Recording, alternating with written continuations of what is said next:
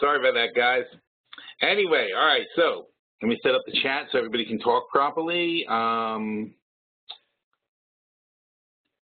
I can't believe I did that. All right, assign privileges to attendees. So you can chat to everybody, assign, great. Okay, and use this box to chat. Okay, and there you go. All right, when you chat, please chat to all participants so we know that you're there. And can anybody hear me? That would be a good way to start the chat off, so I know. Great, thank you, guys. All right.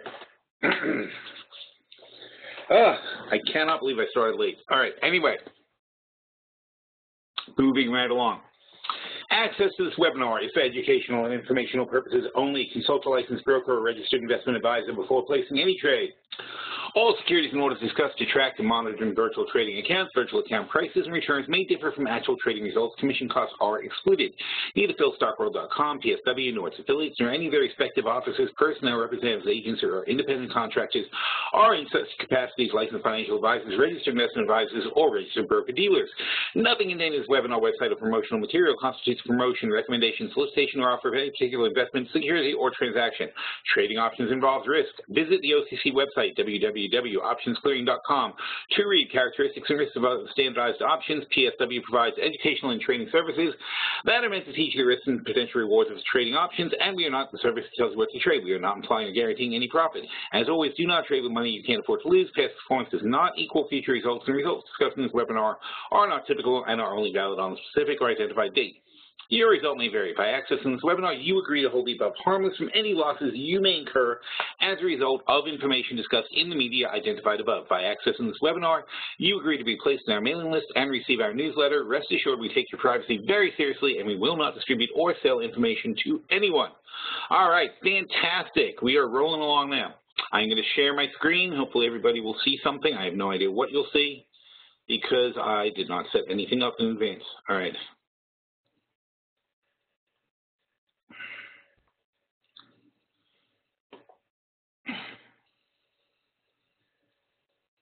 I somehow thought it was like much earlier.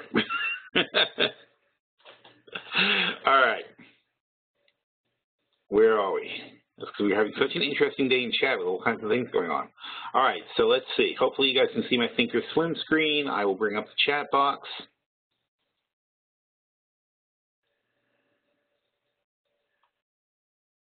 And here we go. Great. And let me just see something. Okay, not the Q&A box. I see Jerry and Howard in the Q&A box and Chrissy in the Q&A box, which is really pointless because I cannot see it except for right now when I'm specifically looking at it. So please ask your questions in the chat box, not the Q&A box. Craig says, if it fits what you want it to do, please show us how to place option trades and TOS, especially trades, and how you do a leg at a time. What a fantastic idea, Craig. I promised people that during the seminar we would show them how to make 100% on a trade. So let's do that.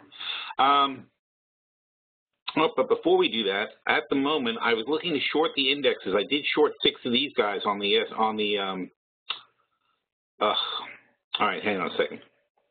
I shorted natural gas here. I'm going to get out of this just because it made money and the other guy lost money. So I'm going to start. I'm going to get out of these just to flatten out. Oops. Nope.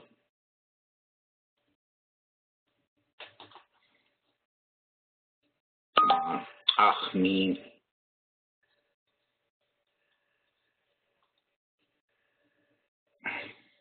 Nope. See, if you want to change your price, you just drag it down to the next price. Oh, and then it rejects you. There we go. Okay, nice and flat. So 290, that's good. Now, I made 290 on natural gas because remember I was talking about in chat a little while ago that we should short at 275, so we caught that short. Now, this one is kind of annoying to me. We're up because Apple's popped into now 122 and has not been rejected, which is really getting the NASDAQ excited. But NASDAQ should, an Apple pop is probably going to be used as a chance to sell off other NASDAQ issues. So I have 6 at 42.60 right now. It's at 42.63. It's not really worth adding to. If I caught 42.70, if I caught 42.65, I might want to add some so that I'd average 42.6250. But it's not worth it right now. It's only a few up, so I'm just going to see what happens on that one. But please, somebody tell me if anything bad happens over here. Right, trade that makes 100%. That was our topic. So let's start with that. Because you know what? I hate it when you go to a seminar and somebody tells you they're going to do something for you and they don't do it until the end. It's so annoying. So we're going to not be those people. The one I liked the best was the UNG, because here you are in natural gas. Let's get back to the futures. See, natural gas, in fact, the same natural gas I shorted, but meanwhile, natural gas is really taken off. And the thing about UNG is it's already at 14. So all we're saying is that in March, we expect natural gas to still be around 14. All right, so we look at March, and we already have the 12-14 bull call spread $4. So the 12s are $2.20. And the 14s are $1.90, so that's about $1.30 now on that spread. So we're up 30% on our spread. But if you'll notice, you can still buy, this is what's cool, you can still buy the 13s for $1.45. I wouldn't pay $1.47, I would pay $1.45. And in fact, let's show you how to do that. So we want to buy the 14s for about $1.45. We want to sell the 13s for $1.45 and these for $90. That's not quite going to be my goal of it. That's going to be 55 cents. So you make almost 100% on that trade if natural gas continues higher. But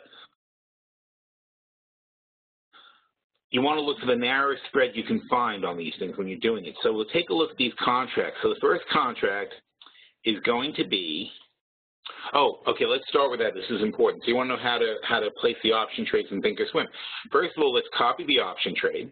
And all you do in Thinkorswim is you hit a right click on this, on the contract, and you add, see where it says copy UNG, you're copying the symbol. Boom, that's it. Then you go to your active trader screen and you paste the symbol in. So I'm going to paste in my UNG, and I have to hit return to make it work. But now you're going to see UNG the same way you see the futures.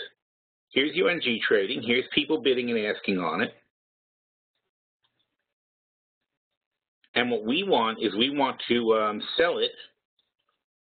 These are the 13th. We want to buy them for $1.45, all right? So let's make an offer to buy, and we're buying 10.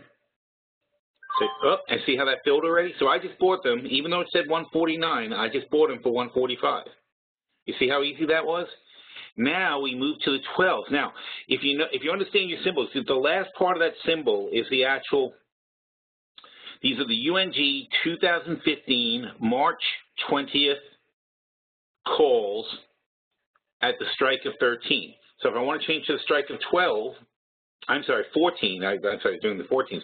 If I want to change the strike of 14s, I don't really have to go find it again. I just have to change the strike to 14, and now it's going to display the 14s.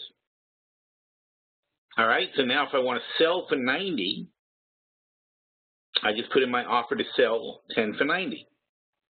Now, in this particular case, since I'm bullish on natural gas, I'm not in a particular hurry. Oh, and by the way, these are all set. If you expand these and play with them, all these options and things, you can set. And if you expand this box, I don't want to get into it right now, but you can do all sorts of things. And Thinkorswim people can help you with this. But you can do all kinds of things to adjust this. My standard buy is 10 units, but you can change your standard buy can be 1 unit or 5 units or whatever you want it to be. So I bought my longs, and I'm happy with my price. I paid $1.45 for the 13 longs, and UNG is currently at 14. So I paid a 45-cent premium for my longs, okay? I really don't want to sell unless we get a better pop in natural gas because, it's not important to me to, I'm not worried about natural gas going down. In fact, I think it's going to go up. So, in fact, here, by the way, is a nice exercise in changing. So, in fact, I'm not even going to sell it for 90. I'm going to sell it for 95. and it might not go off today, and I might have to do it tomorrow or the next day, but I'm going to offer to sell for 95. And that'll give me an even, so in other words, if I get that spread for 50 cents, that would net me 50 because I sold the other, I bought the other ones for 145. Now I'm selling these for 90. No, I'm sorry. If I do sell them for 95, that gives me a net of 50 cents. And that means that if UNG is above 14 in March, which the March contracts expire 38 days from now. So if UNG is above 14, you see how my sell order's in there? So I have a position here, it's telling me, and I have an order to sell here.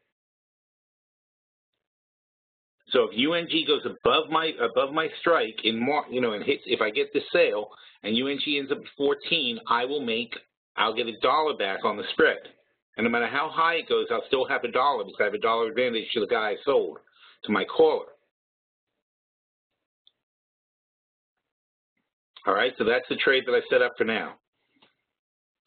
And we'll just see what happens. So that's how you place those trades. So if you, that was an easy, fast way to show you how that works. That's how you do it for that. And otherwise, if you're just setting up the legs, though, I could do, in fact, let me do that too. I'll cancel this and show you. Sorry. Back to the active trade. So let's cancel this, and this is how easy this stuff is. Like, there's no penalty for doing it. I'm just going to cancel that.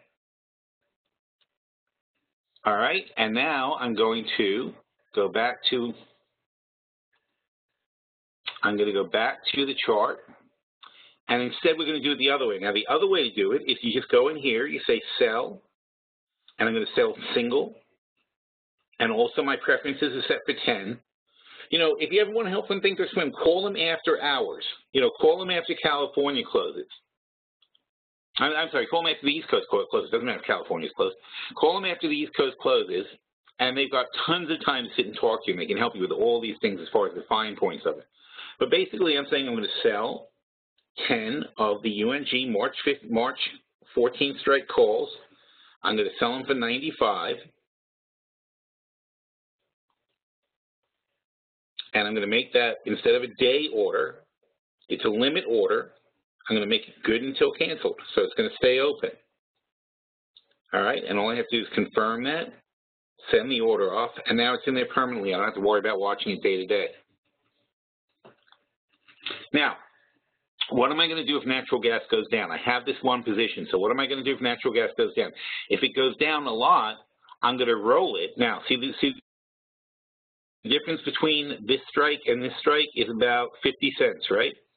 But the difference between this strike and this strike is, let's see, about 70 cents. Is that right? No, wait, 10 to 130 is 60 cents. It's about 60 cents.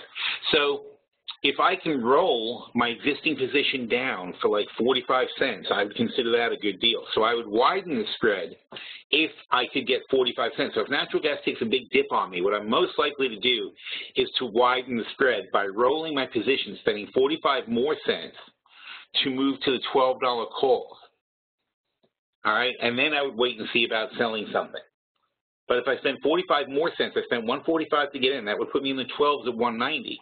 Well, since UNG is currently at $13.90, that would be like getting in with no premium into the 12s, which are currently $2.20. All right, so if I could get it for 190, even if natural gas drops significantly, I'm still going to be happy to get 190 on that spread, as long as it's not like, as long as it's not like a month from now. So it's going to have to happen the next week or so. So we make an adjustment. So we'll see what happens.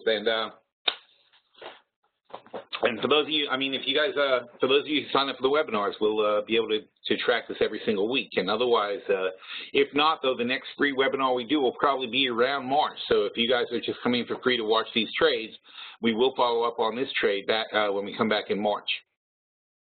How did you place right-click on active trader didn't work for me? No.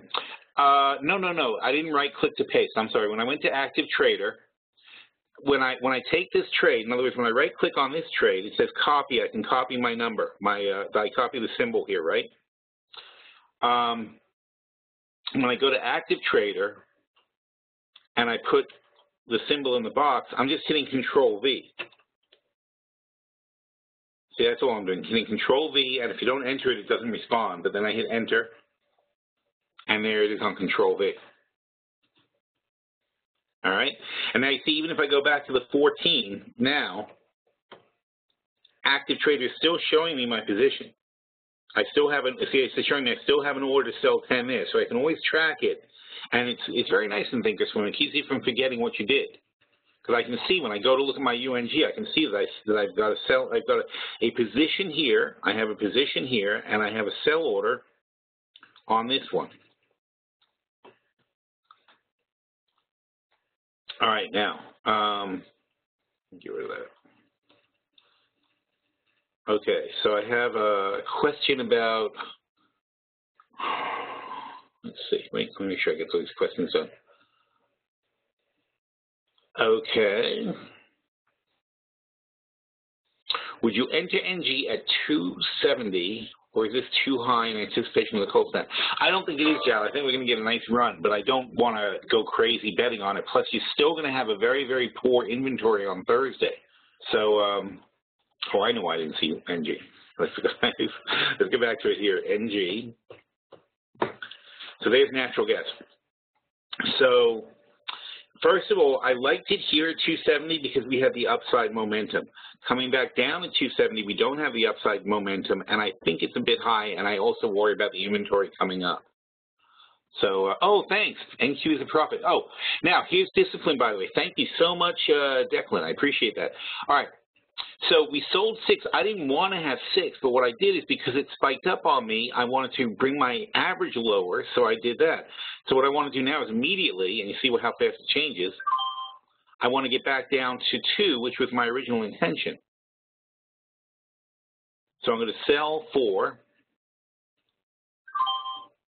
Let's see what's going on here. Oh, bastard. All right.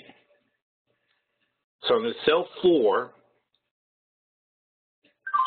And now that leaves me with 2 short at, well, God knows what it's at, but you know, I know that as long as we're under 42.60, I'm going to be in good shape on my short. So that, by the way, is how you scale in and out. So I started shorting around here, and when it spiked up over, I added a couple of more short positions. And frankly, now I want to stop at 42.60 because it's if it's still going over 42.60, then my premise is low. My original premise was just that 42.60 would be a rejection. If it keeps going over it, then my premise is wrong, and I shouldn't keep shorting it. So here's 42.60. If it's not rejected here, I really don't want to be in this trade anymore. I'm just going to get out and take my little profit. But you never forget that. See, when you start scaling into a position, see, it's rejected though, so that's good. You never forget that, because when you're scaling into a position, you have to remember the only reason you bought more contracts is to change your basis. I didn't want to have 6 short contracts. I just wanted to have my 2 nice little contracts just for a fun trade, and I wanted to make a little bit of money. All right, so all I wanted to do was just say, I think we're going to get rejected here. I think we're going to go down from 60 back to 40. And if we go from 60 back to 40, that's like, oh, I don't remember what it is. How much is it on the NASDAQ? Is it 20 bucks per thing? Yeah, it's 20 bucks per tick. So that would be a $200, it'd be a it'd be a $400 move. So if I have 2 contracts, I'm going to make 800 bucks on this drop. All right, that's all I wanted to do. I just want to make a quick 800 bucks. I'm not greedy. And I didn't intend to have so many positions, but because I started at 50 at around here, and it kept going up on me, I added more positions to bring my basis higher. So now that my basis is over 42.60, I was able to just stare at it while it tested 42.60 again, and now we're coming back down nicely. All right, you see how we're jumping up, 265 now, very nice. So while we've been doing the seminar, we made $300 here, $290 here, and we made $235 over here. And this is how it works. You know, when we teach you the futures trading techniques that we do, this is what we do. We talked about this stuff in chat earlier. So speaking of chat, let's talk about another great trade. Look, where are we? Not there. Okay. This page cannot be found. Let's put that one over there then, since it's useless. All right, now.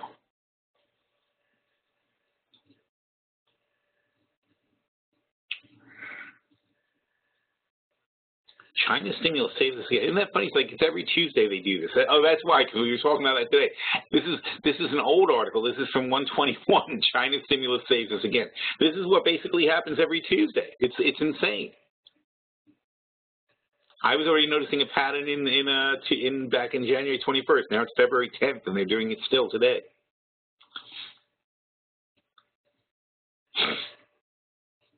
All right, so where were we? Oh, yes, right, chat. So this is a Phil Stockworld chat room that we do live during the daytime for you guys who aren't familiar.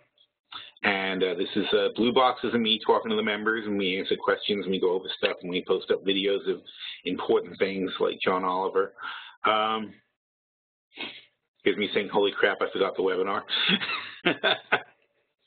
So anyway, so right before that, here it was, brilliant trade. All right. Cisco, let's take a big look at Cisco.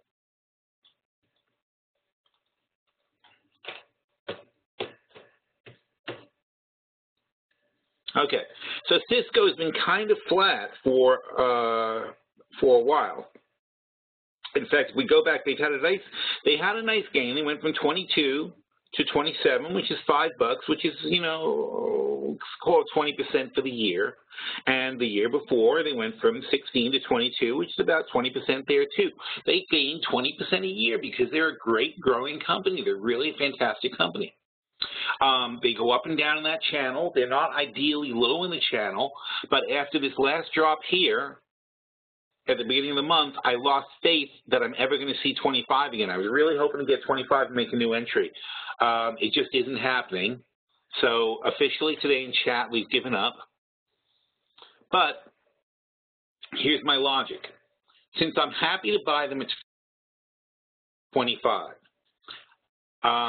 since I'm happy to buy them at 25, if I sell the $25 puts, the 2017 25 puts for 280, and I'll show you where that is. How are we doing on my NASDAQ? Good. No, not good. I'm not happy with that. All right. See, not working. All right, forget it.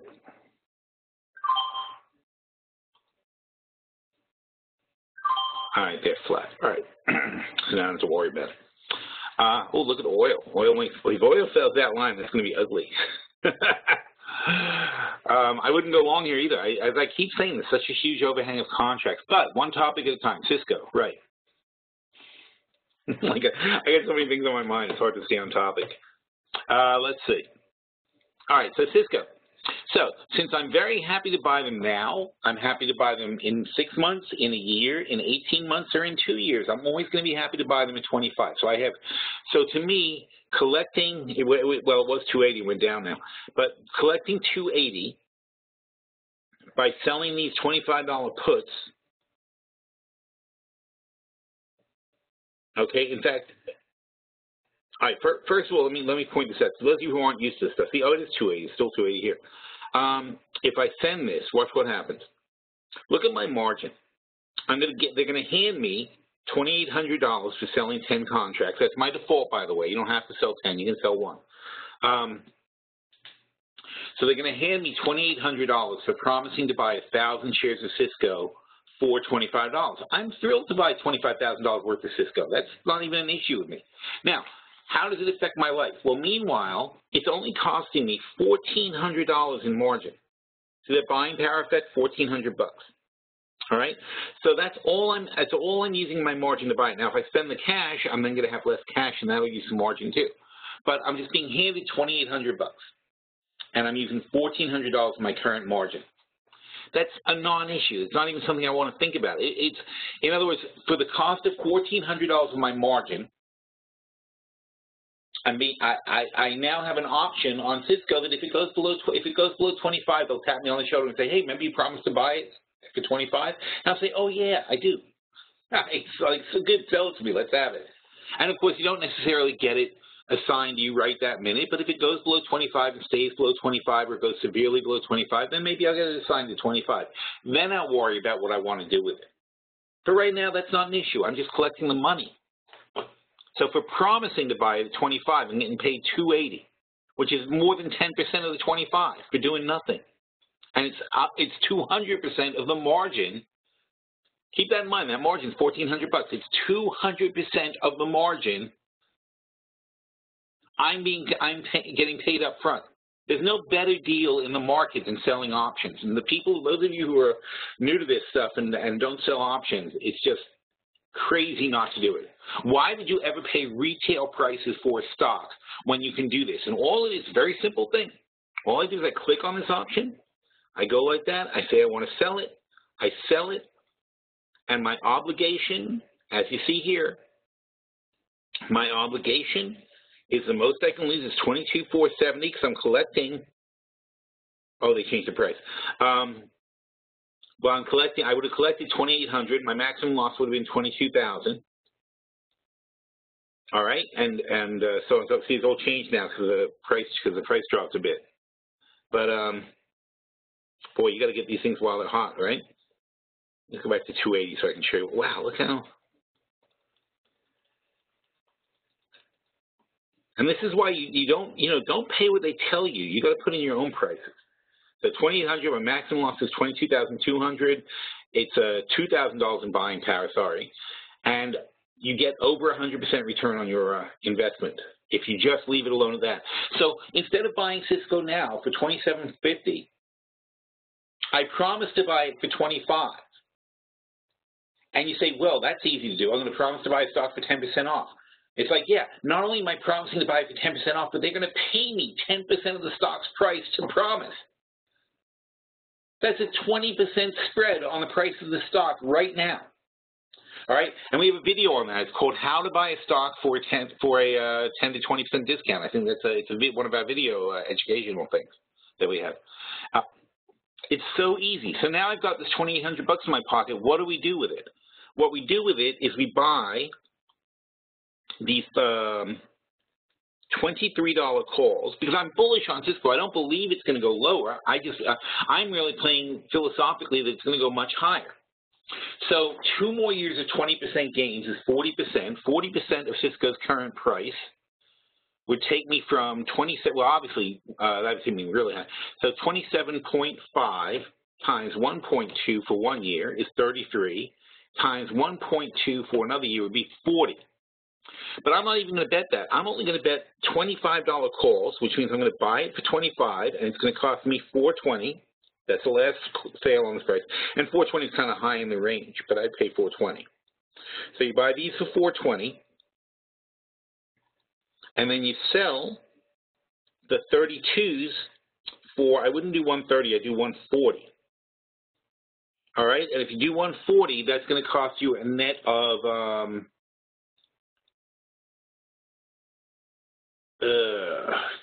what did I say, 420 minus 140 is something 80, right? 420 minus 140, wow, that's smart. Sure, it's 280. 420 minus 180, 140 is 280. That's what I thought. Okay. I'm doing so many things here. It's very hard to do math at the same time. Anyway, so for $2.80, you're going to get the spread. You sold these for $2.80, or hopefully you did. But even if it's $2.65, so what? It's 15 cents on the spread, or 10 cents. Even if you do it for that, think about it. You're in this position. It's a $7 spread. You own the $25 calls. You sold the $32 calls. That means that all that can happen to you on the negative side is obviously if it goes below 25, your calls expire worthless. That's the big negative is if it goes below 25, your calls are worth nothing. But anything to the upside, you own the 25 calls, so you collect all the money from the 25 calls, and you keep collecting money until you get to 32, at which point you've sold an obligation to give somebody else money starting at $32. So you can't make more than 7. But you're making 7 on a spread that has a net cost of 10 cents or a nickel.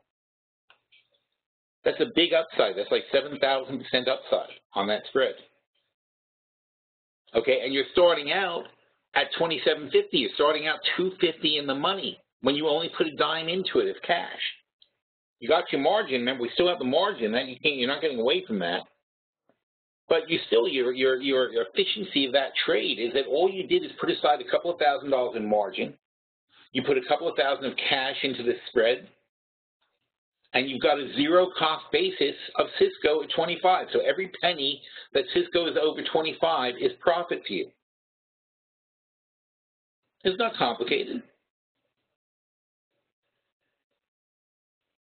All right, so there's how you can make not 100%, but there's how you can make thousands of percent back on your money.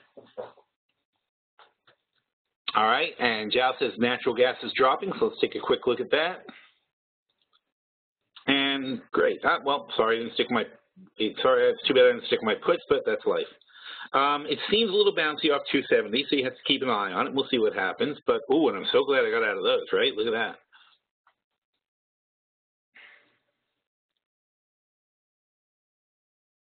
And let's see what else we've been talking about today in chat. Let's see what we talked about in the post. For one thing, we talked about China. We talked about FXI. And what's FXI doing today?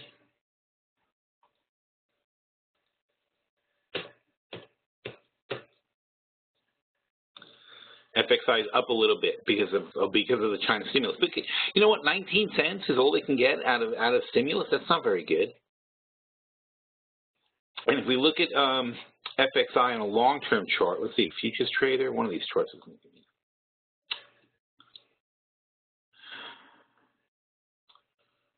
So I'm trying to find a chart that I can show you. Trade, futures, Forex. How about Forex? Here's one, okay. Let's use this one for FXI. All right, so you see the pattern on FXI. Here's the stimulus days, usually Tuesday. So here's last week, Tuesday, big pop all the way up here, and then big drop all the way down. So here, we're not getting that. See, last Tuesday, we had a nice pop here and even bigger pop on Wednesday.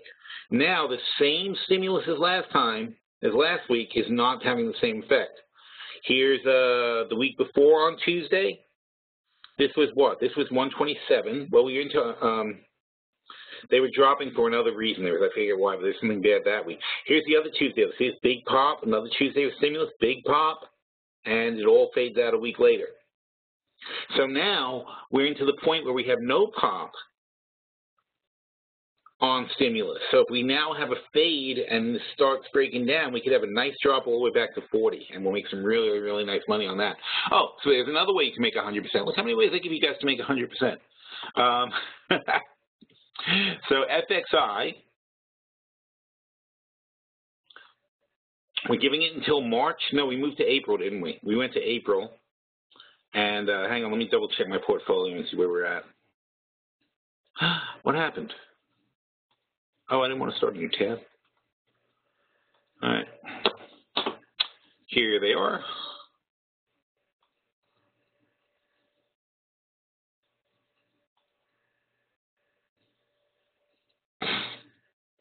Look at that short-term portfolio. 107%, very nice return. All right. FXI, here it is. April, 42.50 puts. We bought them for 160, and they're now 175. All right. So all we're saying is that we expect FXI to be at least $1.60 below 42.50. So figure below 41, and we're making money. All right. So currently they're right at 42 something, and we're giving it all the way until April, which is well, it tells you. Where does it tell you? Oh, there, 66 days. That tells you how many days left. So there's 66 days for China to have a nice dip on us, and we could easily pull a double off of that one. That's going to be nice. Oh, we're not supposed to have two of these. This one's a mistake. We shouldn't have two of these. For some reason, it's got into twice. That's a good one, too. This is an exciting trade. This TLT put is, well, unfortunately went up already. We're already up 35%. Otherwise, I would tell you that that was a great one, too. Obviously, almost all of our trades are up because we're up 107%. So obviously, our short-term trades are doing really well. Let's see. All right, how's our long-term portfolio looking? So, 27.4. We're at another new record. Every day is a new record for us. It's fantastic. Wow, it's a huge amount. The long-term portfolio is up 27.4. We have not filled still these Chimera. We were supposed to sell the, was it the 350 puts and calls or something? I forget. I don't know what we were, no. We were trying to get to like 70 cents. It doesn't make sense if this isn't filling. Oh, wait, there's a note. Let me see. We're trying to sell September 250 calls for 70 cents and the 350 puts for 70 cents. And neither one is filled so far. That's very annoying. So that one's sitting by. That's very odd for us to have a position where we only have a stock, because we like to hedge our bets. We like to have short options on our stocks. So unfortunately, this one has just not been filling for us. It's been very slow, but we're patient. You know, we're gonna own this thing forever. So we're not too worried about whether or not today or tomorrow we sell the puts and calls. Who had a good day? Arrow, right? Arrow Postal. They ended up at 308. So we're showing some really nice profits here. Look at that, some solid profits coming in on Arrow Postal all of a sudden. That's probably been a big booster for the portfolio today. So very nice. And then we've got our butterfly portfolio, which is only $100,000. This is a different kind of trade. Notice it's $100,000. We have $106,000 in cash in this portfolio. We have more cash than the portfolio is worth, because this portfolio is just a ton of positions where we sell premium constantly selling premium. All right. We have a $100,000 margin requirement, but if we had more, this thing counts like you have an IRA. It doesn't give you any. It doesn't give you any margin. But if you had an ordinary margin account, you'd have at least $100,000 extra margin sitting in this thing, and the return is 32%. So we're using none of our cash, and we're getting 32% since July 13. So it's about 20% a year at least coming back on this portfolio. But as I point out to people, when we set this thing up, they're always very painful when you set them up, because when you set them up, you're buying premium, right?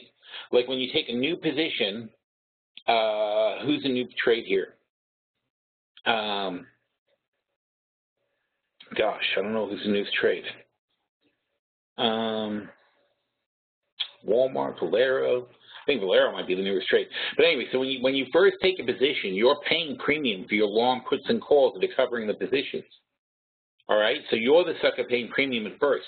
But then as time goes on, your premium dwindles away while the premium you sell always remains fresh, because you're selling front month premium, or at least the front quarter's premium.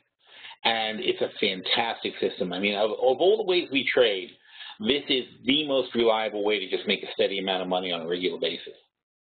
You know, and it gets better as time goes by, because as time goes by and your positions mature, then you reap a lot more benefit from what you're selling versus what you're buying. All right. As it is now, we just constantly add, like every quarter we add another position. So essentially, we started this thing very cautiously, and we started back in when the hell was this? In 2013. Do we have anything left from 2000? No, we've already rolled everything. But we started back in 2013. We had a couple of positions. We add, and of course we've eliminated some along the way too. But now we've got 1, 2, 3, 4, 5, 6, 7, 8 positions. This is really mellow. And how often do we adjust this portfolio? Once a month. Once a month, the week before expiration usually, either the Wednesday the week before expiration or the Wednesday of expiration week, depending on how volatile things are. Actually, usually it's probably right. I think we usually 2 times we'll look at it, and usually we don't do most of our rolls until expiration week. But we spend 2 days a month really looking at this portfolio to get these kind of returns. So no cash, all premium. So if you have margin left over, like in our long-term portfolio, we have, you know, like $500,000. We have almost $1 million of margin laying around doing nothing. So, you know, when you have that kind of margin, you can add these kind of trades that use margin with no cash. You're not bothering your cash. You're not even using that much margin, and you're adding a really nice little extra income to your portfolio with these sort of things. All right, so that's, you know, I can't tell, I just keep saying how much I love this portfolio. Oh, that's right, $25,000 portfolio. I knew I wanted to do something here. The $25,000 portfolio is all cash. So officially in the $25,000 portfolio, let's add that UNG trade, right? Because we're not doing anything with it. We're really confident in that UNG trade. So let's add that to the $25,000 portfolio. And somebody please remind me in chat, or if somebody could please in chat just tell them that we're going to do that. And then I'll follow up on it later. But let's add the UNG, because we can't just sit in cash if we want to make our margins. We want to make our returns, right? We've got to do something. So UNG, March, we're going to do this spread, in fact. We're going to do the March. Oh, look how cheap it got, too. So we want to do this spread, the March 13-14 bull call spread, and we want to add it for no more than 55 cents. Okay, so that's the March 13-14 bull call spread for 55 cents. That's our goal on that. And let's do 20 of those. So we'll spend about $1,100, and we will hopefully make $2,000 back and have a $900 profit, which on a $25,000 portfolio makes for a good 30 days of work, right? So I like that plan. All right, how the future's looking? Charts. Ooh, I'm so glad I got out of that trade. 42.63, not cooperating at all. But meanwhile, the Russell isn't going up. This is a Nikkei. Ooh, that's a tempting short. Wow. Damn, that's tempting. The Dow's not punching up higher. You know, I'm not talking about it's not that they're not up. They're up a half a point, but they're not making new highs or anything. So that means the NASDAQ is an outlier. And the NASDAQ is being an outlier because Apple is at 121.63. Now, there's no particular reason that Apple should sell off, and all the momentum stocks are sort of racing along, following up too. So I guess you can let the NASDAQ have its day. But you see here, 42.68, I very, very much doubt they're going to be able to take that out. So if we get a little bit higher, then I'll be kind of into aggressively shorting it again. So, you know, there's no reason for this. The reason we're up is because China stimulus and because they fixed freeze for like the 25th time. These are not good reasons to have a rally. It's got nothing to do with earnings or anything good that's going on in the economy. This is just what's going on.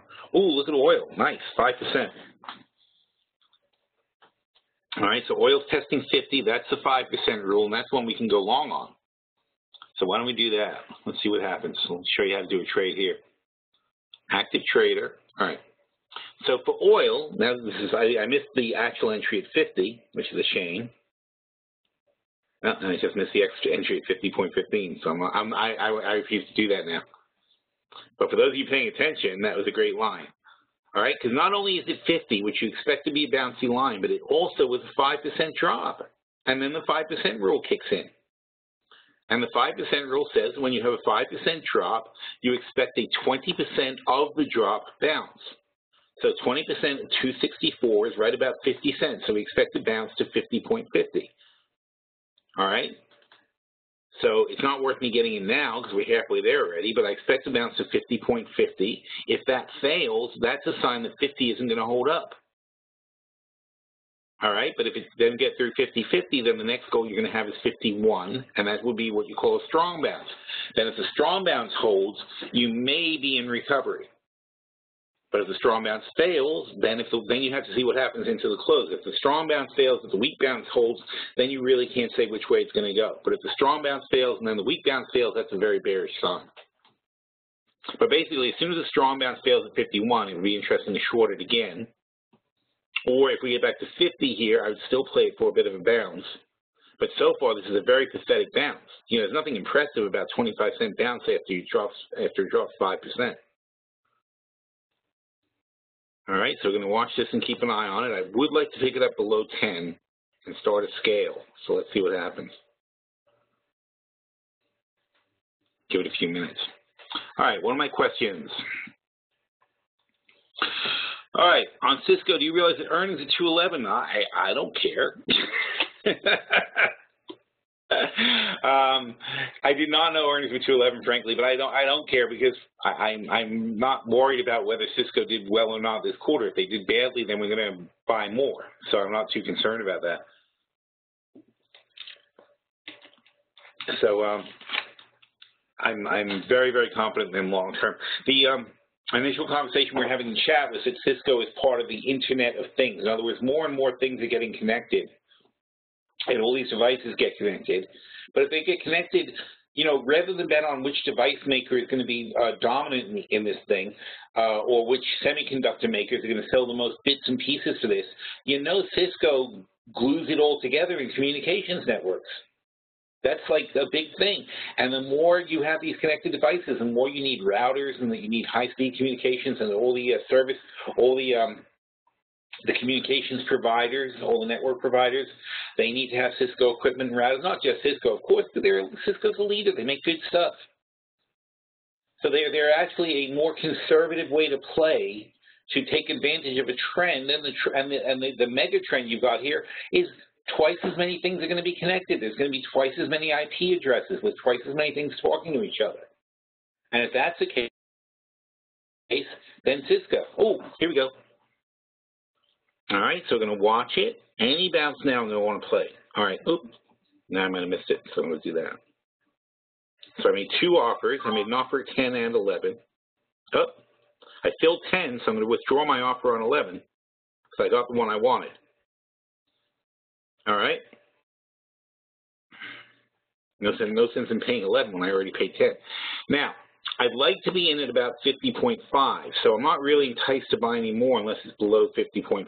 Oh, and look at that, it took off already. All right.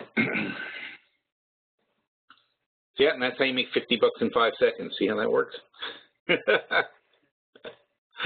On the whole, I'd like to have another contract, because no fun just having one, then you're staring at it, but I would have liked to have had another contract. But let's remember that 50.25 is where it stopped before, so if it stops lower than 50.25 now, then it's super weak, and there's no point in even playing it. I'm just playing for these bounces. That's all I'm playing for. It's not like I'm enthusiastically bullish about oil. So here's 50.20. If that fails, I'm going to quit. He said right when it failed. Okay, I'm going to give it a second, not like the second it fails. Nope, not liking it. 50.21. Come on. See, I got my finger on the button. See how I'm holding it? My finger is on the sell button. I click this as soon as I see this lines up. If this one drops, I'm clicking out. So I'm watching this now. I want to be here. Okay, so now I'm raising my stop. I'm following it up. Now it's here. If this fails, nope, I'm okay. Now I'm up to 23. Now I'm raising my stop again. Oh, and if you think I'm wasting my time, I just made 120 bucks, so I'm not really wasting my time. And not happy. Oh. Nope, I don't think 25 is going to pass. Going to take my money. Oh, and they're not going to take my sale. Oh, there it goes. Okay. So there, 120 bucks. That's how you do it. And as I expected, see, 25. You have to know your numbers. You have to know your lines. You have to know how things behave. And if you learn, and this is just that 5% rule. It's really simple stuff. It's just based on math. You don't have to be a genius. You don't have to watch the stupid squiggly lines. There's nothing to it but math. We hit a line that was a 5% drop. It was a significant line. We very much expect to bounce at that significant line. Therefore, close to the bounce line, we take a long position. Then we watch for the strong and weak bounce lines. And if we don't get them, then we say, well, this thing is weaker than we expected, so we should just take our quick profits and get out. And if you can learn that, then you can make $120 in 5 minutes, just like I just did. It's really not hard. And you can do it over and over and over again. This stuff happens all the time. Here it is over here. Here's see, it bounced off this line, off 269, which is what we've been playing long on natural gas. So that's one of our bounce lines. So, and this, by the way, this is a good one. This is $100 also right there, that little bounce. And all right, so as we thought, it's kind of weak here. It's going to go back down. But now the thing is, this is the second time we're failing these lines. So I'm not very enthusiastic about jumping back in now, even though it's coming back down to where we want it. We wanted it here because this is the first time it's testing it. We expect a good bounce. Now it comes back tested again. We expect a bounce. But this bounce isn't stronger at all. All right, so this is not looking good. This is looking more like it's pushing on the 50 line, trying to break below it. All right, and now, if I were shorting oil, I would absolutely want to be starting to think about setting up a short trade here, but we're actually long on oil. We got out of all of our bullish plays on oil long term, and we're sort of waiting for the opportunity to get back in. When we get a dip back to like 47.50, we're going to be very interested in starting to establish some long-term plays on USO again, things like that. I think that because of the overhang of the contracts on the NYMEX and the short amount of time they have to roll their contracts into the next period, I think we're going to, in the next 2 weeks, have a really nice dip in oil. But because I'm bullish on oil long term, I don't want to play the short side. So we're just going to wait for it to drop, and then we're going to do that. That's all. But as you see, I think this is going to fail now. I think 50 is going to fail, and we're going to get a downturn. In fact, there it goes. So see, even though I didn't like the way it was going, and even though I was bearish on it overall, I'm still able to make some bullish money playing off the bounce. But the bounce failed, the weak bounce failed, and that made it very obvious that there was no point in playing for this line. Now 50's come back. See, now, well, now I'll show you another trick. Okay, here's another trick. We'll show you how this works. It can play 50 here. If you want to try to be bullish, well, 50.04 just for the sake of demonstration. And it didn't fill. Shit. All right, forget it. Anyway, so for the sake of demonstration, the point was you could play 50 because 50 is such a good bouncy line. You could play 50.04 and then just get out if it goes below 50 because 50 is generally a bouncy line. So once it gets creeps back over, then it becomes a good play again because now momentum is going your way. All right, now I'm not saying you get a lot of money. I mean, I'm talking about like, you know, but even a 5-cent move is $50. And there it is, like from where I wanted to enter. So I wouldn't chase it, but it's just, it would have been nice if I caught it right at 50.04. All right, so let's see. With UNG, you don't want to go too far out due to the summertime price drop. Yeah, well, yes and no. I mean, I agree. Yes, you obviously have a lull during the summer. There's very little demand for natural gas during the summertime, so on and so forth, except for electricity, of course, if we have a lot of heat, then the power plant's going to use a lot of natural gas to move the turbines. Then you get into the fall, you have hurricane season. We haven't had any hurricanes in a long time, not any good ones that disrupt the natural gas output. But when you have those are fantastic for natural gas longs. So I like my UNGs long term. We have one of our portfolios. We have a very long term UNG spread. I think I like UNG for like 2017. Because I think this is a very cheap price. I mean, generally, in the under $3 price, I think you're going to get over that at some point in the next 2 years, just from a hurricane, from a high demand, something or whatever. Even if they have a liquefied natural gas make some progress, you'll get a boost off of that. So there's some good reasons for that. Did I change the setting in TOS? When I try to buy, sell a futures contract, I get a second confirm. Yeah. There's a little checkbox somewhere. Oh, here. See, this thing says auto send. Okay, I don't know how to make these things appear and disappear, though. That's the thing. Like in this window, I see it where I can change my contract size.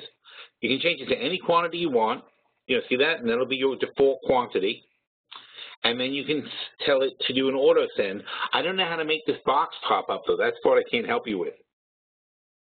All right, but yeah, it's really important. Yeah, I'm a big fan of the auto send, automatically doing stuff feature. It's really good.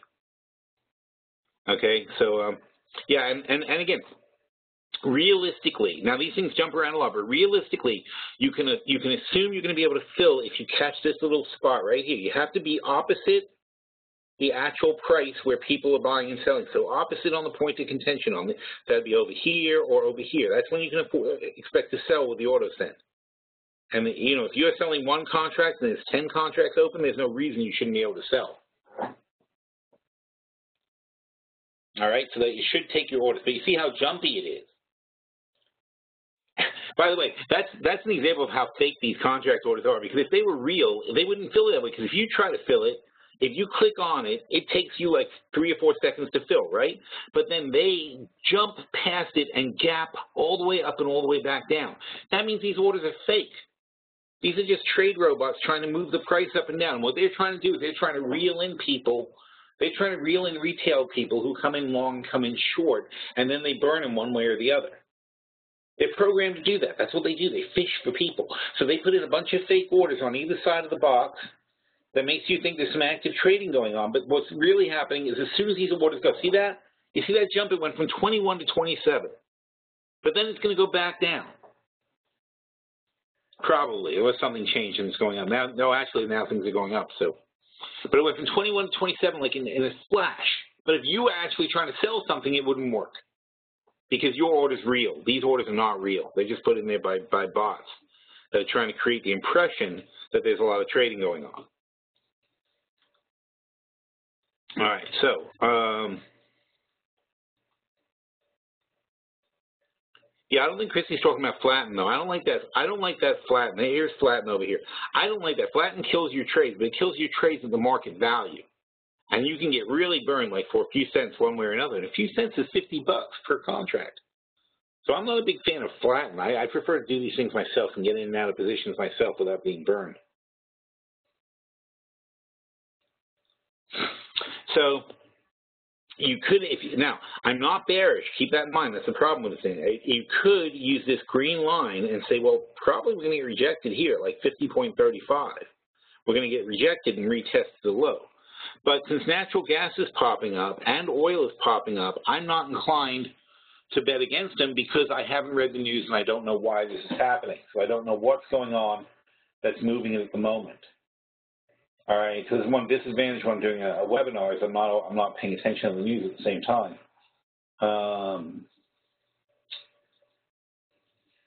Fed, Jeff Lacker is ready to move in June. Well, he's always ready to move. Williams calls the inflation number transitory. So Williams is being dovish and Lacker is being hawkish, which is just normal for the Fed. And these are unscheduled comments by the Fed, so they're moving the market around up and down all over the place. I don't see any particular news that would be moving oil and natural gas though right now. Going back an hour, so I'm not quite sure what's doing this. So I would say market forces we'll put it down to at the moment. All right, so there's that. Do we have any more questions, or you want to just go on some other topics? Everybody understands all this stuff perfectly? That's fantastic.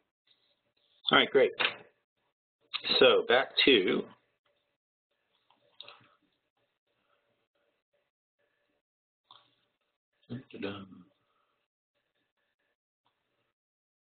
all right, what were we talking about today? That's right, that was the question.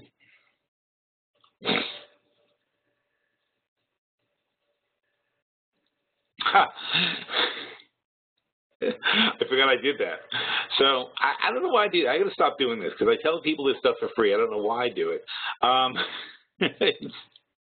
Here's 2625 with our long this morning on natural gas. All right. So natural gas this morning. This is like 8 o'clock when I wrote the post. 2625. See at 8:30. And we never look back from that point. Oh, I'm sorry. Here's 2625. Is that pink line today? So from this line here at 8:40, you had all morning to do it.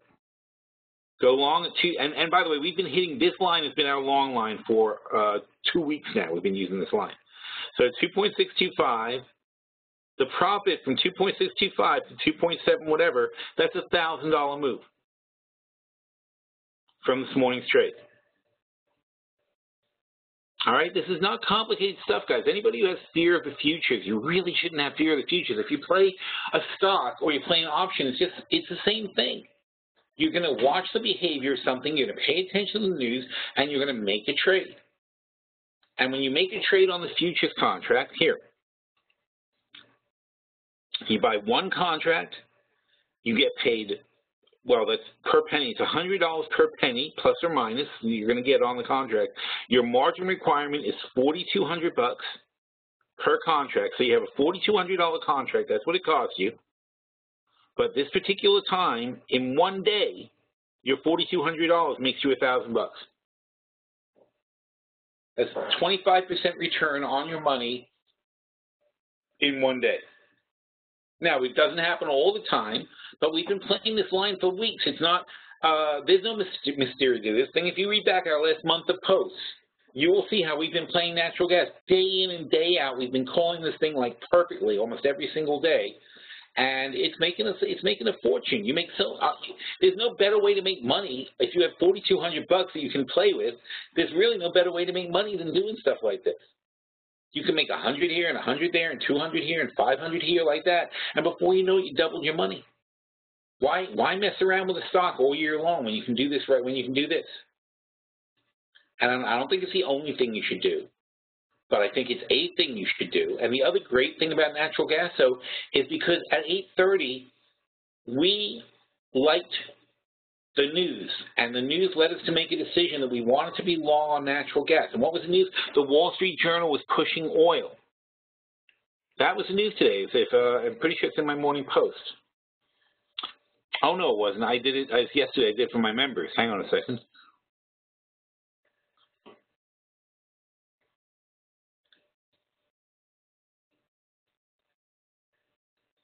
Where was that? Monday, right?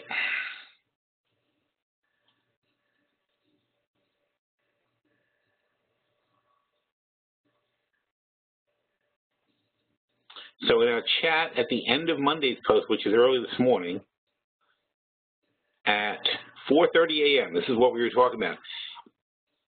By 4:30, they had printed the cover of the Wall Street Journal. And what's on the cover of the Wall Street Journal? Oil price rebound predicted. All right? So you have to realize, like, all these financial people, aside from all the financial people, everybody in New York City who walks past a newsstand, and people all over the world, frankly, but everybody in New York City who walks past a newsstand sees this. Oil in huge letters, the biggest letters on the Wall Street Journal, oil price rebound predicted. Now, we knew that, and we had this discussion, we knew that this was bullshit because they're doing that to try to help the NYMEX traders get out of their open contracts.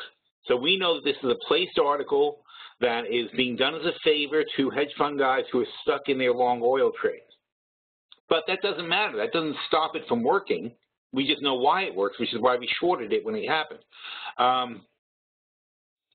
I had mentioned earlier today, where was it? Oh, here.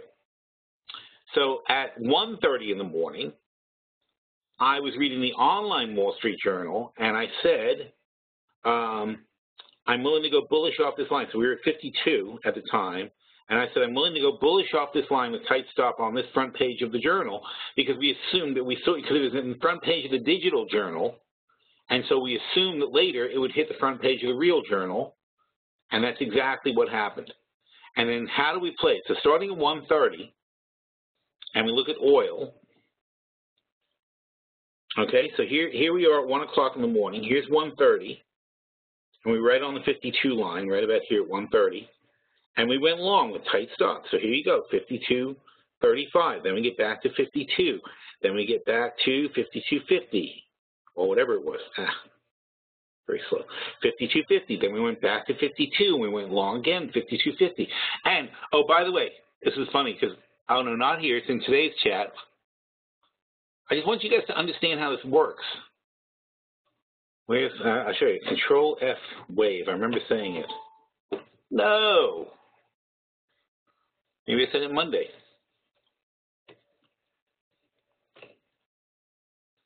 Here's what I said at 4:35 this morning.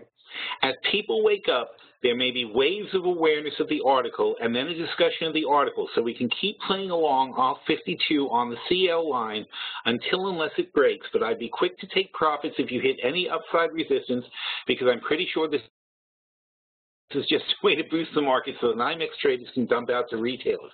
In other words, at 4:35 this morning, we knew exactly what was going to happen to oil all day long. And this isn't guessing, guys, and this isn't because of some squiggly lines on a chart. This is because of our fundamental knowledge of how oil trading works, how the markets are manipulated, and all the forces in play that tell us how it's going to behave in advance. All right? And so you can't do it with options because your friction costs are too high of getting in and out of trades. But with the futures, well, first of all, you can't do it because it doesn't help you to know this at 1:30 in the morning, does it? Because you can't play at 1:30 in the morning unless you can trade futures. But at 1:30 in the morning, we got 500, 500, 500, and 500. We got 4 times made $500. That's $2,000 in one morning playing it that way. And we knew as soon as 52 broke, it was going to be bearish. Now, had we gone bearish there, we didn't. But had we gone bearish there, that would have been a huge profit too. But I'm happy with this one. This was easy to predict. We knew exactly what was going to happen. Wave, wave after wave after wave as awareness pops in.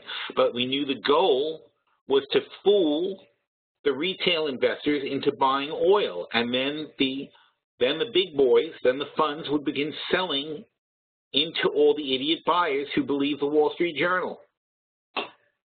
And that's how it works. All right? We're not playing random markets here. These are very predictable patterns that we understand, and we can show you how to play this stuff. But the futures, like I said, that's money that you can make before the market opened. By the time the market opened at 9:30, the fix was in, and that's when they start screwing all the retail suckers. We took advantage of this action in the futures. So we make all that money, no hassle, and we're out and back in cash by 9:30. All right? Now, it depends on, it has to do with your personality, though. You don't want to get up at 6. You don't want to force yourself to get up early in the morning and do this kind of stuff. But if you're in Europe, this is real easy to follow because you're up way ahead of us in Europe, so you can watch this stuff. And if you're an early riser on the East Coast like I am, then it's a great thing to do. I'm up at 3 in the morning anyway, so for me it's fun to sit there and play the futures and look around. In this case, I was actually going to bed at 1:30, but then I got up because I knew it was exciting. I actually got up again at 4:30. When I know the market's going to be exciting, I tend not to sleep. I'd rather get up and look. So that's how we play it. It's not complicated, though. I just don't want people to be scared of playing the future. It's really good stuff. It's just worth learning, but it also takes skill, though. It's not a joke. You can't just do it as a lark. That was Monday. Where's today? All right.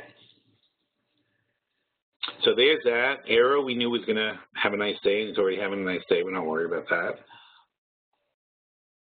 What else do we talk about today that's exciting?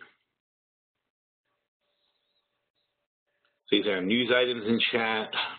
Got a lot of news items. I put up the news items. When I'm sitting there reading, I figure if I see something important, I think it's what are you saying, Dieter? Cannot get to the same numbers as you have. I'm not sure what numbers those are.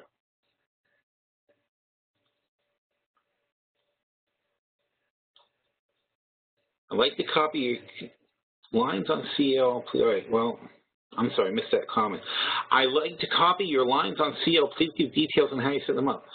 Well, hopefully I just did, right? I mean, that's all we did was we were playing it long off 52. And then we would get out when the profit stopped. So let's see what we talked about. Here's what I mean by the NYMEX. See, there's 338,000 open contracts. They are 1,000 barrels per contract, and these March orders expire on the 20th. So hang on, that's going to be next Friday. Next Monday, this Monday coming up, is a holiday. So they've only got 1, 2, 3, 4, 5, 6, 7, 8 days to get rid of these contracts. And I can't do a dissertation on it all the time. These are fake. Trust me, these are fake orders, and they don't really want this for delivery. They absolutely don't want it for delivery. In fact, I'm pretty sure on Monday, I think I put up a chart showing how stuffed the inventory is. Not there. Not there. Nope. Aha! All right. And you see, we're tracking this like every day. Here it is today. Here it is for Monday. I mean, they had 393,000 open on Monday, 338 open Tuesday. So they got rid of 60, which is good. They got rid of 60. They need to get rid of that kind of numbers. But that's what they're doing. They're fake. But here you'll notice, now watch, see 231, 107, 175, right? And now we're going to look at what happened here. 261, 116, 169.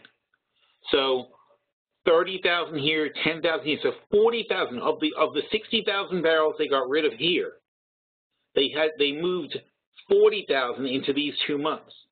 They're just rolling these barrels along. They're pushing off their problem to a longer time. And they push some off further and further, so we don't track every single month or worry about it. But the point is, all they're doing is rolling these barrels along. But it gets harder and harder to roll the more they stuff into the front month here. And it gets expensive to roll, too. And you know, look, it's costing them, the closing price here is 43, 52.43. Here's 53.27. Cost them 80 cents to make this roll. Okay, that's $1 a barrel times 1,000. It costs them $1,000 to roll these barrels. So it's not good. They're losing $1,000 a month per contract, and these guys have thousands and thousands of contracts. They're losing $1,000 a month per contract when they make these rolls. So if oil prices stay down like this, eventually these guys are going to start bleeding cash. It's a real problem for them. Okay. Yodi said, I get 55.50. Okay, yeah. Are you talking about these numbers in Thinkorswim? Are you talking about this? I don't do this. These numbers come from Thinkorswim. This is automatically generated by them. So I have no idea. I don't know where they get them or what their logic is to them, and I don't take them very seriously. But you know, they're convenient when they hold up. Okay, the fact that I don't take them seriously doesn't mean that there aren't like a huge amount of people trading Thinkorswim who are taking it very seriously, but they actually trade off these lines. So to that extent, for short-term trading, it is valid. So when I see this line holding up here, it might be a good spot to take a poke at along because it might get a little bounce off that line. But it's not my line. The only lines I care about are my 5% lines. And for me, 50 is a key support. Yeah, and as you can see, so in other words, Thinkorswim predicts this would hold up. I didn't bet this to hold up, and then it falls here. But on the way back up, since I see that it's resistance in Thinkorswim, I'm going to use it to say I should stop out here and take my profit. Okay, and the same thing here. See, 52.50 is our line, and you see how perfectly that works. But in Thinkorswim, it's 52.68 or 71, which never gets hit. Or, well, sorry, 52.79. I don't know where they derive that from, and but it's useful in that it's something to look at to say, okay, you know, when I'm down here, I say, geez, it blew through all the supports. You know, even if I don't know exactly what those support levels are supposed to be, I can see it blew through supports. But they somehow calculate their numbers differently. And if you use Thinkorswim, I'm sure you can call them and ask them how that stuff actually works. But I never worry about it. It's not what I use. It's just to me, all I care about are those 50-cent lines really in oil. It's like 50 is our, you know, 50 is a main line, and then 5%, 2.5%, 1.25% away from 50. Those are the lines we really, really care about. But generally, yeah, every 50 cents move in oil becomes significant for resistance. So meanwhile, as we expected, what's happening is we're consolidating for a break below 50 here. So it gets worse and worse. It's doing what we call a triangle squeezy thing. Where's going to be a good view of it? You see how it's forming up here? And that's definitely bearish looking. And what's going to happen is it's pushing down. But it's very hard to push below 5% in one day. That's a tough move. So it's going to be tough. But even if it stops here and if it finishes at 50 for the day, that's still very, very bearish. You can expect a follow through at least down to like 48.50 tomorrow. If we finish down around 50. So if we finish below 50, if we finish below 50.25, I would say almost certainly you're going to see 48.50 tomorrow. All right, and we love it because we want to go long. We want to go long-term long on oil at these points.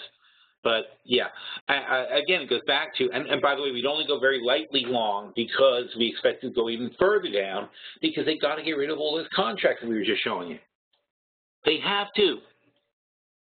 This is too many contracts. They can't take delivery back to here. They can't take delivery because look how many contracts are already in inventory. That is the maximum of the 5-year band. And they're way over it. And notice this number. This is a total storage. This is commercial storage in the U.S., right? They're up over 400 million barrels in commercial storage. Do you think they can actually add, if we took delivery of 390 million more barrels, do you think they could actually add it? Do you think this thing can go up to here? No, there's no place to put it. It's never going to happen. The storage space doesn't exist. There's nowhere to put the oil. It can't go anymore. You physically cannot accept the delivery. That's why, I mean, these are fake. That's the easiest way to explain why they're fake. They can't accept these barrels for delivery. It's not possible. They can't accept 300 million. They can't accept 200 million, 100 million. They don't even have room for 50 million more barrels. They don't have room. There is not space for 50 million more barrels, 10% more storage in the United States of America. Cannot happen. But that's what these contracts say. These contracts say, ship me 50 million more barrels for me to put into storage. Cannot happen. So it's a lie. And they did, and it's not a lie where it suddenly happened. They knew it when they ordered it. They knew it last month. They knew it the month before that. They knew and they know it here too. This is fake. This is fake. This is fake. It can't happen. There's no room. These are all fake orders, and the reason they put in these fake orders is to create a false sense of demand for crude oil, to jack up the prices. Now, obviously, it's been a catastrophic failure so far, but that's because they overdid it, and when they were jacking up to 100, they did the same thing. They made too many barrels. They were trying too hard to push the prices. It all fell apart. There are people who got caught holding long contracts who got completely burned and had to liquidate, and that's what drove oil prices down. Now it's going to happen again at 50, so we may go down to 30 because these people are seriously burned. And unless something really happens that spurs demand or crimps supply, they're going to continue to be burned. So oil may creep down lower. That doesn't change my long-term premise, though, because long-term, you're shutting down refineries. You're shutting down all the producers, and eventually you're taking barrels off the market. And then those barrels do get chewed up pretty quickly. If you took 10% of OPEC supply offline, not OPEC supply, so the world supply offline, that'd be 9 million barrels a day. 9 million barrels a day in 30 days is 270 million barrels. That would reduce our inventory somewhat, right? So it's not us, it's the whole planet. But if you think about it, we consume 20% of the planet. So it would take very, very little time to make significant dents in the oil supply if people cut back. But they're not cutting back. They're desperately trying to sell more and more oil to cover the lower prices. Then why not short the, and Jao says, so why not short the crap out of it? Because my long-term premise is long, and I don't go against my long-term premises. I can tell you why short-term it might go down a lot, but I'm not going to bet on that because the long-term pressure, and I'm a long-term investor, the long-term pressure is long. I'm telling you why it can fall apart and why it probably will fall apart in the short term, but all I'm looking for that is to get a nice long entry. I don't, you can play the other side. I'm just not. But, please don't only play something because I'm playing it. But I think that 47.50 should hold 45, or if not 47.50, I think 45 is going to hold, and because there's enough interest there where a guy like me is going to take those NYMEX contracts, and I'll take the NYMEX contracts at 45, and I'll go long into July, and I'll go long into next year, and long into the year after that. Because for 45, if I take $45,000 per contract to buy the barrels, I got no problem with that. I'll put $45,000. I'll put $45,000 aside now to have 1,000 barrels of oil in July of 2019. I got no problem with that at all. Because I don't think I'm going to get a better return on my money than when oil is back at like 70. It doesn't have to be in July of 2019. At any point between now and then, if oil goes to 70, I'm going to make $25,000 on my 45,000. So, where am I going to get a better deal than that? And I'm not the only guy like that. I mean, there are guys with billions of dollars who are doing that.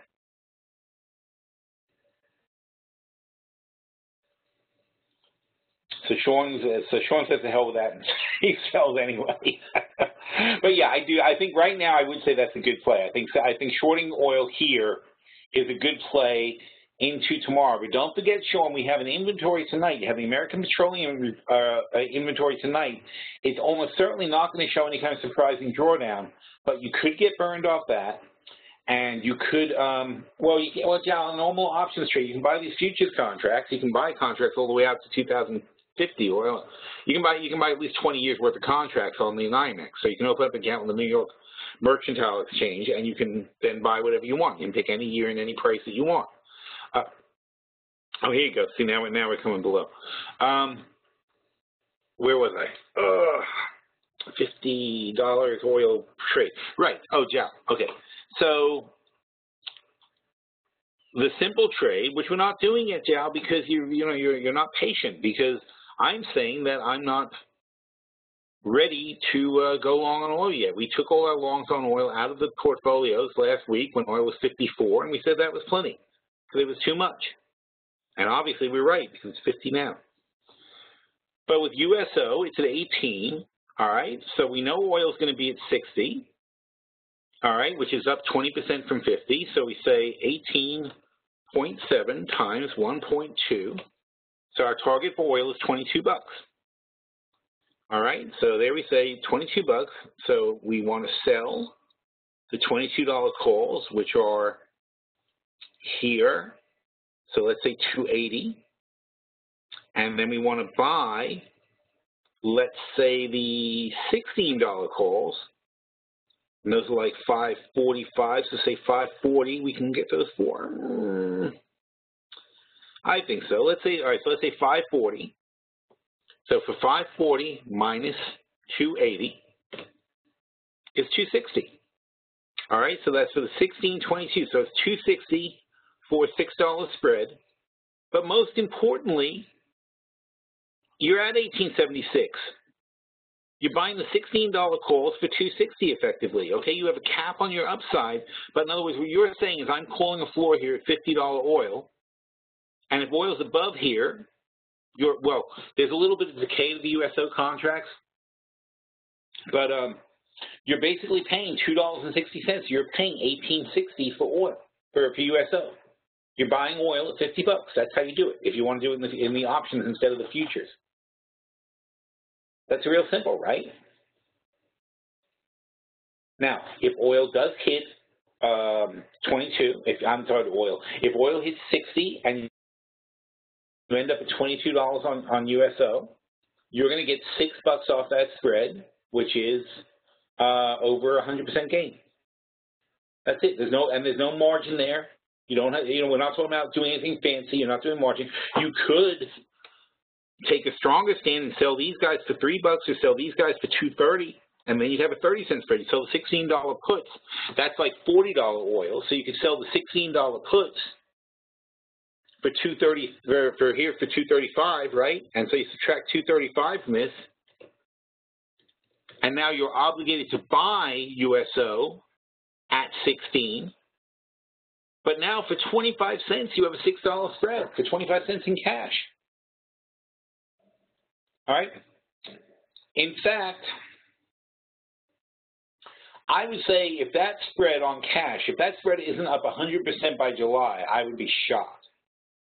If that spread, if you can't between now and July get 50 cents on this spread, I would be blown away. All right, so officially that would be the trade. But again, I think we can do better. I think we're going to get a better price. But for now, I mean, it's funny to say we can do better than that, but it's 25 cents. And what you're going to do is you're going to sell the 2017 $16 puts for $2.35.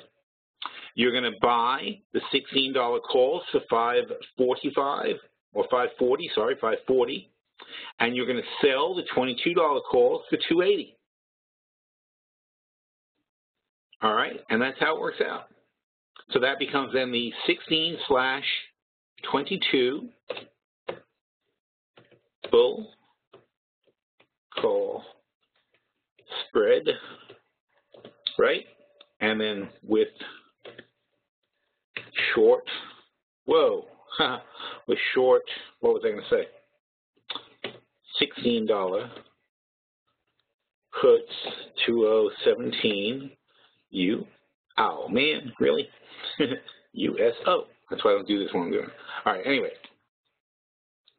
Can you put that in chat? Well, there you go. Somebody remind me when I get back to chat. So that's easy enough, right? So that spread nets out at 25 cents. Now, let's take a look. We're going to keep enforcing these concepts, so you may as well keep watching what we do. We're going to sell them, and I'm going to sell 10 of them, let's say. If I sell 10, I'm obligated to buy $16,000 worth of USO. Don't forget that. What price do we say? $235, right? So I'm going to sell them for $235. And look at that margin. $1,400. Okay, $1,400 in margin, and you can make $6,000 on the trade. That's 400% back on your margin.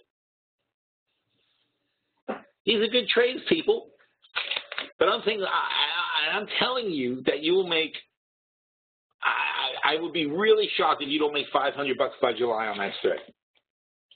Between now and July. At some point, oil pops and this thing turns $500. You cash it out and say, I made $500 off. Don't forget, it's $1,400 margin. You're going to make 30% back on your margin.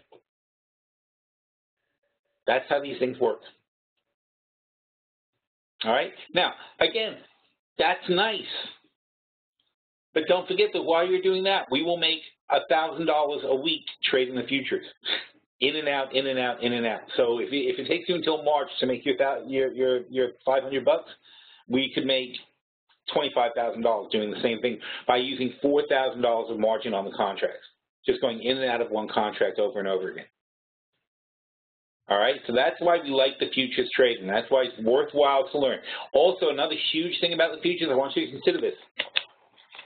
If I were to go 10 contracts, okay, I have that $1,400 in margin there. Then I'm buying the spread for whatever price that we said about the spread. It's $260. So I'm tying up $2,600 in cash and $1,400 in margin. That's $4,000, right? That's the same $4,000 I would be tying up in a futures contract. That's number one. Number two, if I have the spread, then what do I use the futures for? Well, then I use the futures because anytime I think the USO is falling on me, I use it to stop my losses on my long position.